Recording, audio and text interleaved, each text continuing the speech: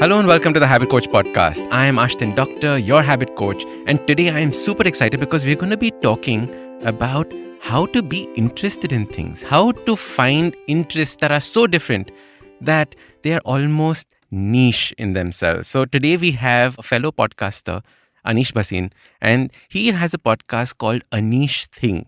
All puns intended. When I got that joke, I laughed out loud while hearing the podcast. So I absolutely loved it. Good job, Aneesh, on Thank that you. name. And the whole idea is, how do we become passionate about things? How do we become shauqeen? So Anish, welcome to the Habit Coach Podcast. Well, good to be here. Anish, tell us a little about yourself. Like, how did you get into this? What do you do? So I run a brand called SVAMI. We make tonic waters, ginger ale sodas. We're the first homegrown contemporary beverage company out of India. My journey actually is pretty straightforward. My father was in the army, so thankfully we grew up all over the country. I went to 14 schools. 14 schools? Yeah, 1-4, which was great because almost every year you had a clean slate to start things over. So if you were, and I was terrible at academics. So when you went to a new school, my first impression would be great with teachers. Till the exam came. And wherever you could be a prefect or something, I would always be that. And then the exams would come and the teachers would be like, damn, what did we do here?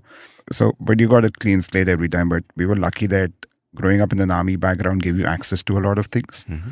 And again, it was never about money, right? You just got access to things that sometimes money can't even buy. So that was my childhood. In 11th standard, photography became a very serious hobby for me. And by 12th, I knew that's what I wanted to do in life. Photography? And, yeah. How did that happen? A friend of mine, his father had an old film camera and we were just playing around with it. And I started taking pictures and I took this one portrait of my girlfriend that time. And that picture there was something about that picture. So photography actually would be my first ever hobby as such. Mm-hmm. And I knew that this is what I wanted to do. That combined with being terrible at academics kind of worked in my favor. So right after that, I came to Bombay to learn photography, ended up teaching at that place. And I was working when I was 18, 19. Did In not go to photography? college. Yeah. Mm-hmm. And I didn't go to college. I can't call myself a dropout because I didn't sign up to begin Sign up with. to drop out. But I did get permission for one day to attend Xavier's Okay. officially. So I did that just to see what happens in the college. And from there, photography was what I did for a very decent amount of years, about 7-8 years.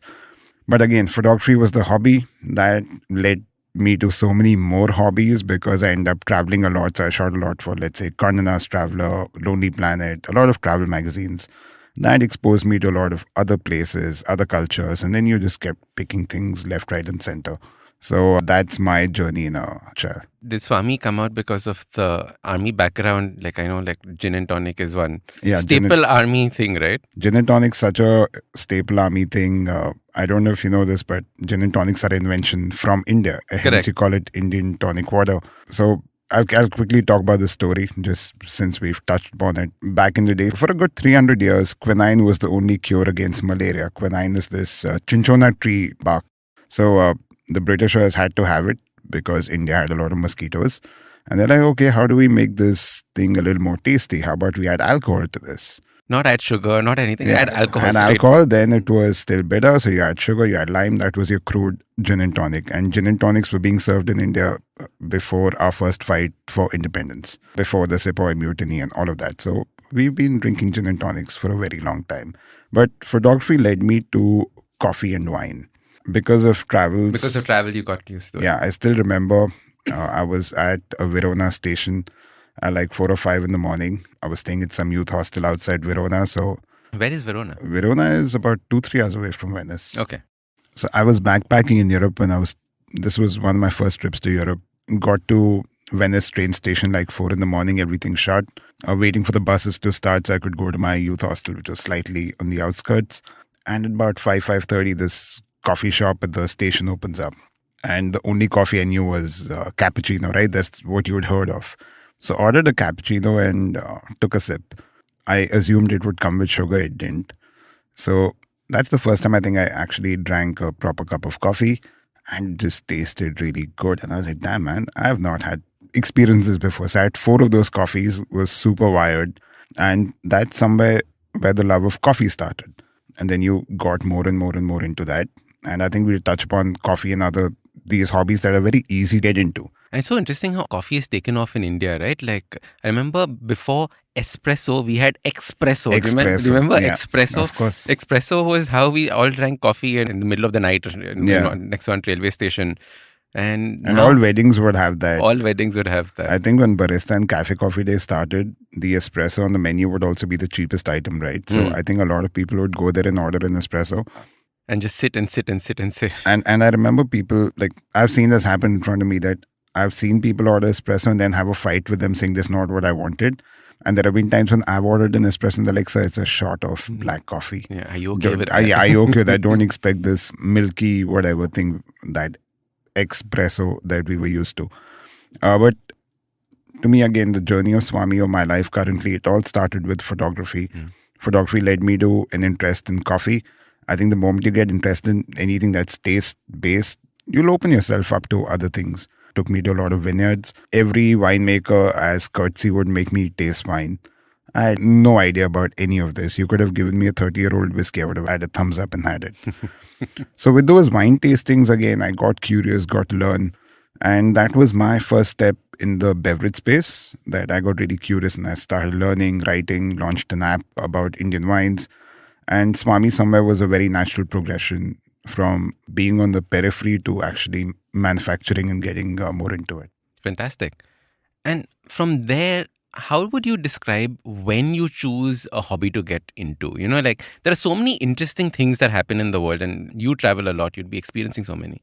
How do you know, yeah, this is what I want to jump into? I think you have to jump into 10, 20, 30 things and see what sticks, right? What stays with you long term. Like photography started as a hobby for me in school. It still is a hobby. Yeah. It's such an easy hobby for anyone to get into, right? And now we have phones in our pockets all the time with really good cameras. So my suggestion would be to try everything. See what sticks long term. Something might just stick for you for a month. Like I went through this phase of trying to learn calligraphy. Again, easy to do, accessible. But I gave up after like a month or so. So try everything. Why limit yourself? I think this is such an important point because we all need a hobby graveyard. Yeah. Right? You know, like where all your hobbies that did not really pan out into anything go to die. Yeah. And I done a podcast on this, and it was like, every month I want to learn something new. Right? And you'd have to build that curiosity. And so whether it was making martinis or margaritas in one month, or lock picking, because, you know, martinis and lock picks, James Bond, we have to. Lockpicking is such a serious hobby though. Yeah, it's becoming huge, huh? Yeah. You get like lockpick kits and everything. Have you ever tried lockpicking? No, but I thought about this a couple of months back actually. Don't ask me why, but there is this YouTube channel I've seen a lot called Lockpicking Lawyer. And all he does is picks locks. He takes every latest lock that comes out that says unpickable, all of that, and he picked them in like 20 seconds. Yeah. So why I watch that on YouTube, I don't know, but yeah, it is a... How many hours do you spend on YouTube? I think most of my adult education is YouTube. Is YouTube, right? And content consumption is YouTube. YouTube Everything. University. Yeah. You just learn so much from it. So much, yeah. And that's where I think hobby graveyards come from. And I think what I really like about YouTube is that when you watch something, it starts throwing up similar stuff, and then it becomes a rabbit hole. And then before you know that, 2-3 hours has just gone into that. But for me, that's also a very relaxing mechanism. Do you have any habits around learning from YouTube, or how do you know how to stop when you've gone down too far down the rabbit hole? Do you have any things and tips and tricks for people who are going to learn and get into hobbies? I think my only thing that I'm trying to be conscious is to not perhaps spend too much. Like I don't want to spend too much money unnecessarily, because sometimes you feel that that's a way to get more and more and more into it. Like if I look at the audiophile hobby, right? Speakers, amps, all of that. That is one, you just throw money at it. Yeah, but you don't have to. You get a good pair of speakers, it'll last you a lifetime. Yeah. So you don't need, but sometimes when you keep watching more and more like newer reviews and stuff, you're like, okay, should I get this or should I get that? So that's my only thing, that there is no compulsion to get anything extra. Otherwise, please go all out, spend as much time, because somewhere it all makes a difference. So where does the role of these hobbies or this Shauqeen aspect play in your life? How do you think it is developed, like who you are as a person? So I think, again, going back to photography, right? And I'm going to do an episode on this at some point, why everyone should be a good photographer, not only a photographer, because a lot of those kind of things are takeaways in your daily life. Even if you're posting something on Instagram, how you see light. These are things that will never leave you. They'll be in every aspect of what you do. Like photography, somewhere will play an aspect in anything I do now. It also translates to SVAMI, right? So when we were doing let's say we're doing our bottle design or we're doing a new label, I think I'm in a better position today to even see what the agency sent me because I have some knowledge of design because of photography than perhaps if I didn't have. Correct. So any of these hobbies just go long term. I'm pretty sure even lock picking will come handy someday when you're locked out of your house. A lot of these are just things that stay with you, right? Which other hobbies can I think of that? Like for me, photography and design is definitely something that always comes into play literally on a daily basis. I'd love to pick your brain on this. So let's go through a list of your hobbies that you have. Okay. And 3 important things that our listeners can take away from that hobby. Okay, like what are the 3 aha moments you had when you were going down this rabbit hole of, say, 3 aha moments from photography? What would they be? 3 aha moments from photography would be that light is everything. Light is everything. Yeah. Okay, explain. If you shoot in bad light, you'll get bad pictures. As simple as that. No matter what camera you have, no matter what iPhone you have, no matter how much Photoshop you're going to do, don't shoot in bad lighting. And lighting can be a complete episode on itself. But let's say it is rainy and overcast and you want to take a portrait. You'll have to wait for the sun to come out. There's no other way. You're not going to take a portrait in a gloomy environment and expect it to be great in post-production. And I think observing light just comes into play on a day-to-day basis. Whether, you're sitting somewhere and someone puts a candle on the table and you see how that light falls. So for me, the aha moment about photography would be that, lighting is everything. There's a reason why a lot of weather apps will give you the golden hour in the morning and evening, right? Because that's great light to take pictures. The other aha moment is that it's all about composition. You look at motion, you look at movies, you look at pictures, anything that you remember that was really, really well, like a really good movie for me. If I look at the cinematography, it was composed really, really well. Take a movie like Catch Me If You Can, Leonardo and Tom Hanks. That movie is just lighting and composition. Whoever's seen this movie, just see it again and you'll know what I mean this time. Look at any Wes Anderson movie, right? It's all composition and just the framing is so immaculate that nothing will be skewed, like everything is symmetrical and everything. So that is one important thing. And the third thing is that photography is a very calming hobby to have. I do think we're in an environment where it's so easy to take pictures that you somewhere take more pictures than you need to. Correct. But if you slow things down and just consciously take pictures and look at them later, it's very therapeutic. In fact, I was having this debate with my father. My father's a photographer, he used to teach. And we were discussing about from film, when we went to digital, we take careless pictures. Yeah, exactly. And he's saying that, imagine if you only could take 5 pictures on this, what would you choose? And take pictures according to that. Instead of carelessly taking 35 pictures and ek usme se look good. And you'll do stuff on burst mode and hoping one will stick, right? One will stick. If you were paying 10 rupees for every picture you're taking, you won't take so many pictures. Yeah, I think that's a great way of thinking about photography. Don't be reckless with it. Choose which pictures that you choose and take it. Fantastic. We're going to take a quick break. See you on the other side.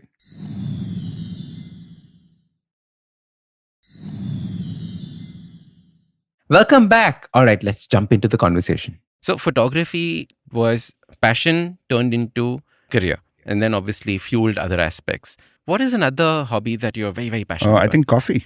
Coffee. Coffee is a great one. Coffee is so easy to get into. Why did you get into coffee? Why didn't you get into tea? Why didn't you get into... I think tea I'll get in at some point. To me, in my mind, the perception of tea is very different. Coffee is a lot more geeky, or at least the ecosystem subculture is very geeky. Very geeky. That I don't see in teas. Tea is very farmery. Again, this is a mental block I have and I have to get over it because tea is something I do want to explore. And again, India is a great country to explore teas in. But to me, it seems like we're two old people drinking tea in the evening and having like some sandwiches. And the queen might be around. Like it's that sort of a vibe. So it's not as geeky as perhaps I want it to be, but the coffee world is really geeky. Very geeky. There'll be fights that'll break up over whose espresso is better. And you just took part in a competition, the Aeropress Championship. Yeah. What was the funda of the Aeropress Championship? How is it so different? So Aeropress is this plastic brewer. For me, it's the easiest way to make good coffee, the most forgiving way to brew coffee at home or office.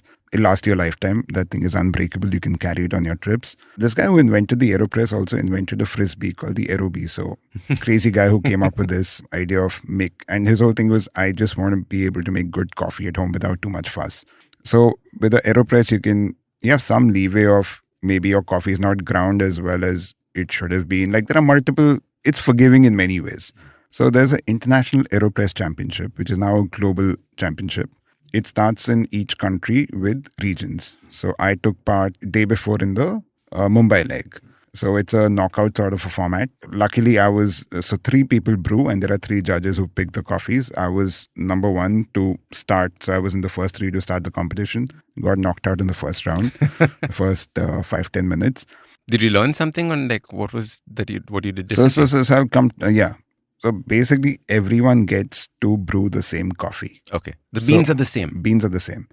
So you are given the beans 1 week before the competition. Oh, and you practice and practice. So you can practice your recipe. And when you show up on competition day, it's the same coffee. You can bring your own grinder. You can bring your own whatever you want, but you cannot mess around with water. You can't add sugar or any such stuff. You can bring your own Himalayan water if you want to. So you can bring your own water. Yeah. It's not just- If you don't use their water, the judges will first have to taste the water to approve it. Correct. Which is fair. Hmm. But basically, everyone's brewing the same coffee. And the only variables then are going to be your coffee to water ratio, like your strength of the brew, the time, and the water temperature. And that's it. And in the Mumbai leg, there were about 100 participants. Okay. So you have 100 people making the same coffee, basically using the same coffee beans, but you're going to get 100 different varieties out of it. That's become such a global phenomena. So there'll basically be regional legs, then there'll be a national, and the national India winner will go to Australia for the international competition. Wow. And it's a big, big thing. Like the Bombay leg, 100 brewers, right from baristas to home brewers like me. It's a vibe. Fantastic. And I love these subcultures that are formed with these kinds of passions. And India's a great place to be a coffee drinker right now. We have so much good coffee. It's easy to get access to. It's very affordable. That's the other good thing about coffee. It's a very affordable thing, right? It's an affordable hobby to begin with. Like you buy an Aeropress, it'll cost you 3,000 rupees. It's going to last you a lifetime. An average bag of 250 grams of coffee would be 300-400 rupees. That'll give you 10 coffees. So yeah, it's a pretty affordable and a fun hobby. So someone who is right now drinking tea or is drinking Nescafe and was like, okay, I want to now get into this as a hobby. Yeah. Right? What are the first few steps that they need to take? So I don't want to piss off the tea people. So okay, let's just tea stick is to great. the Nescafe. Yeah, we love tea, and I'm sure the instant coffee people. Yeah. Let's move the instant coffee people to better coffees. So even if you have a really terribly made pour-over, it'll still be the worst pour-over I think you'll make will still be better than your Nescafe. Okay. And instant coffees, specialty instant coffee is also becoming a phenomena now. But leaving that aside, you need to look at coffee as a fruit. Okay. Ultimately, coffee is the bean of a fruit, a cherry, whatever you want to call it. From the time you have your whole beans, which are roasted, the moment you grind them. So if you bought pre-ground beans, that means your roaster or some companies already grounded and packaged it. The moment you open that seal, you have a 4-5 day shelf life in terms of flavor. Okay. If you opened a coffee that was pre-ground and now you're making it even after 10 days, you're basically going to be drinking cardboard dish sort of flavors. You're not going to get much out of it. It's a very volatile product that way from a freshness and taste perspective. So my biggest advice would be that get a pour-over at home. Again, just from the forgiveness, easy to make coffee factor. You can mess around with a lot of things and still end up with a very good cup of coffee. And so entry level would be pour-over? Do you think entry level is pour-over? Yeah, so pour-overs, Aeropress, all of these are filter brewers, right? Basically, they all have a filter. French? I hate the French press. Why do you hate the French press? It's gritty. It's mucky. Yeah, it is. So basically with a pour-over or a Aeropress, you have a paper filter, right? So it just takes out all the grit and gives you a really nice, very clean cup. On my podcast, the first episode is about coffee. And my guest, Rahul from Subco, both of us are collectively hating on the French press. So, the French. And then I got so many messages from other people saying, thank God someone said it.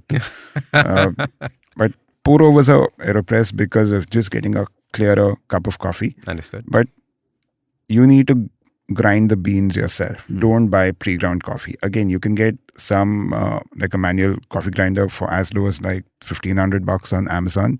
Spend about 4,000-5,000 rupees on your thing and you're sorted for life. And then you later upgrade. You want to get an automatic grinder later, that you can keep doing. But grind your own beans. Do not buy pre-ground coffee. And like what Anish said about photography, I think it's so true for for coffee as well, because it is all about, making a routine out of it. It becomes therapeutic in It's a nature, right? ritual. It's a ritual. You're grinding your coffee, you're looking out the window, then you're doing your pour over, and all of that becomes a lovely ritual. We do that in office, right? And the moment you grind the beans also, right? The office just smells good. Smells good. Everyone will wait for that coffee.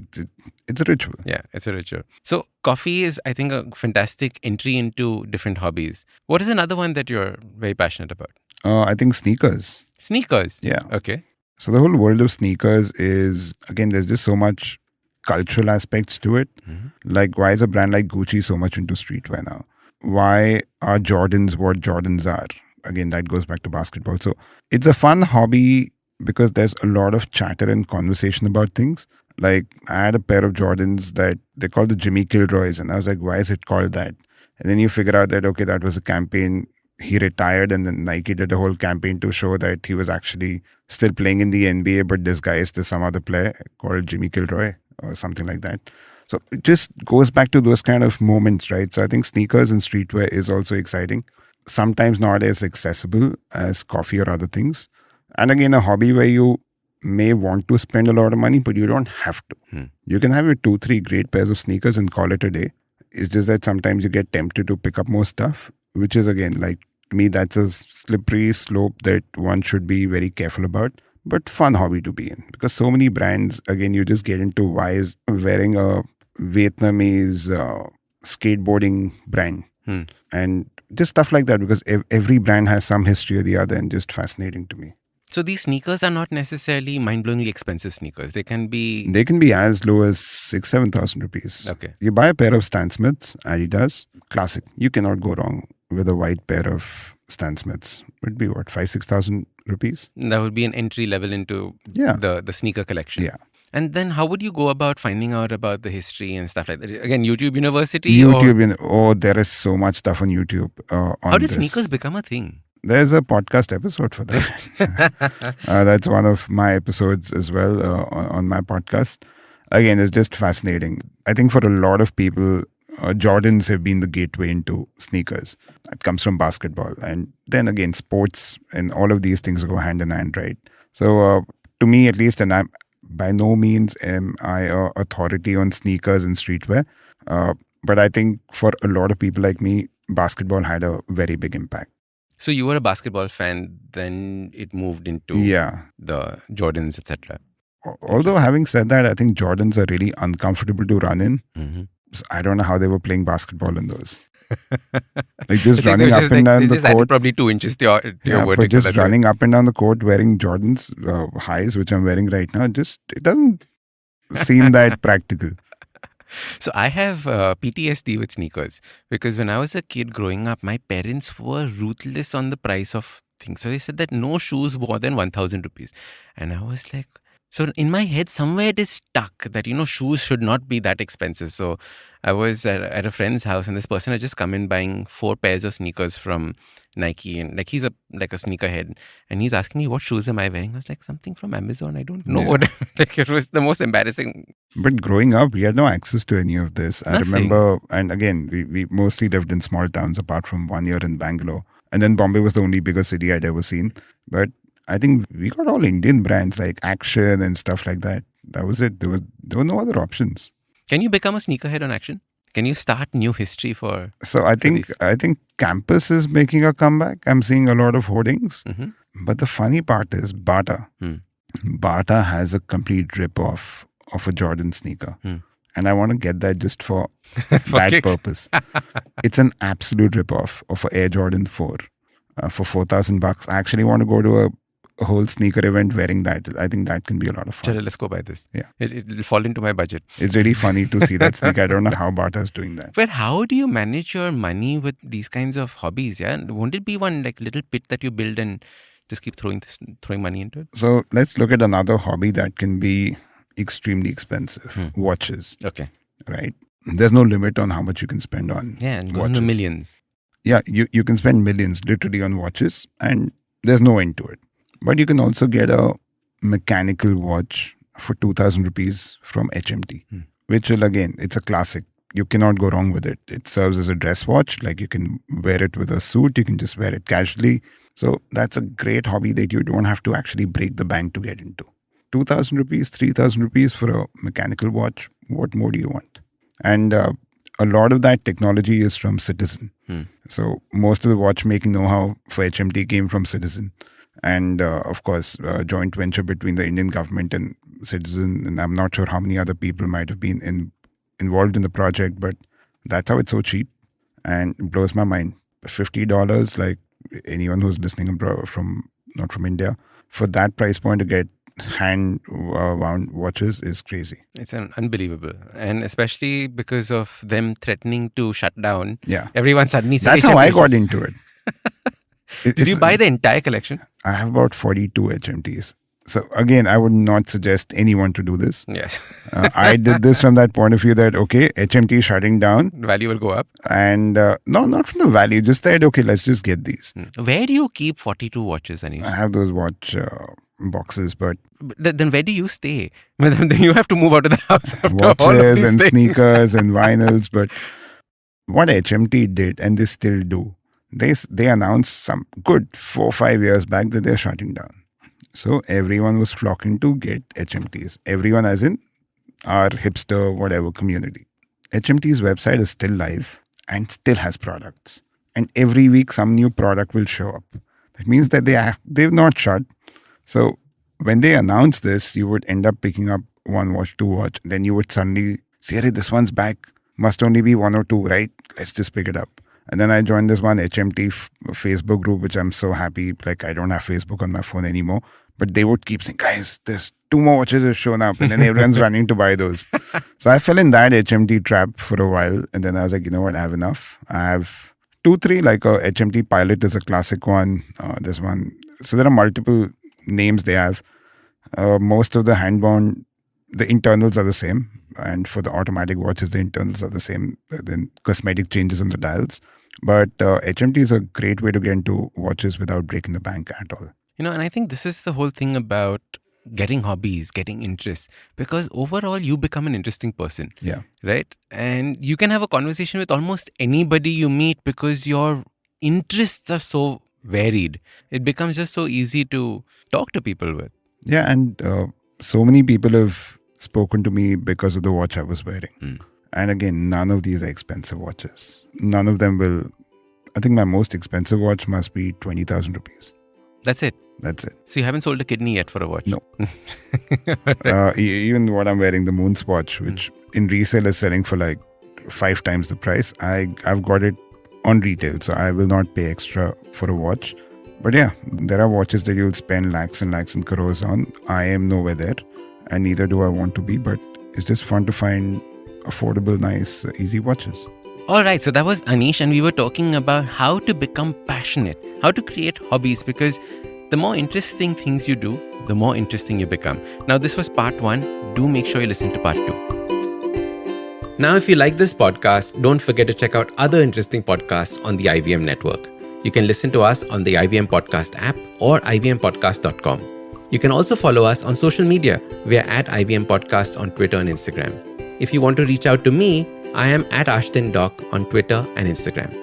We have a brand new habit coaching online course, quizzes, videos, and a lot more on the website awesome180.com. So check it out now.